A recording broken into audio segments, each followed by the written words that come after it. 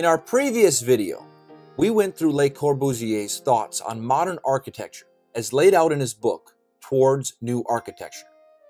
Today we will be looking at Le Corbusier's lessons derived from Rome. In less than 20 pages, Le Corbusier managed to scan through the evolution of Rome as a city from its birth to our present day. We should consider ourselves lucky to have access to the thought process of one of the greatest architects looking into one of the most fascinating cities. Going back to his ideas on rejecting the decorating nature of styles, he naturally rejected the architecture produced by the Renaissance or the Byzantium period. And since Rome architectural scenery fell asleep after the Renaissance, it is now perceived as the current state of the city studied by most students. To him, the study of Rome is tricky and should not be attempted by students or the half-educated. Architecture students should not start their education in Rome, since it will cripple them for life. The bazaar of different architectural styles that this city holds should be investigated by the wise only. During his studies, he managed to uncover hidden gems, and some argue that Rome and these gems did influence his work. They said that his fundamentals on modern architecture are in a way derived from analyzing Rome. Before taking a step backwards to lay out this section of the book the same way Le Corbusier did, please consider hitting the like button and subscribe to our channel. The early Roman people were brutal, with an enormous desire to dominate. And since the city lacked any town planning, the early Roman city walls were too crowded. The houses were piled up to 10 stories high, and the city was in general all huddled together.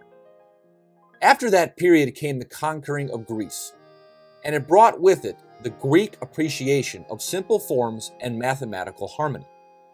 Briefly after that, some beautiful structures started to rise outside the city where they had more space to work with. One of these structures are Hadrian's Villas. Le Corbusier considered it as the first Western attempt for planning on a grand scale.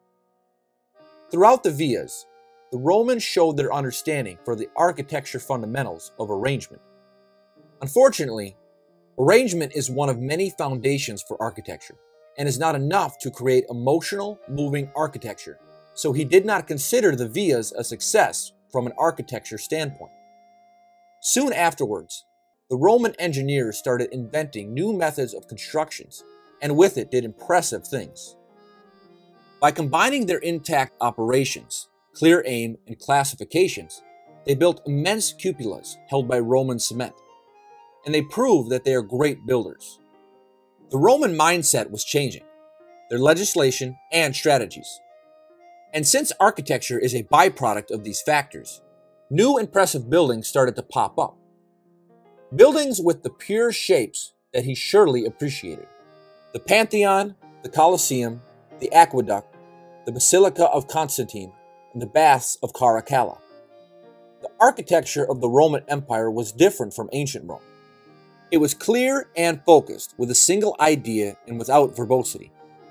One can argue that we owe the Roman creativity the creation of brick, cement, and travertine.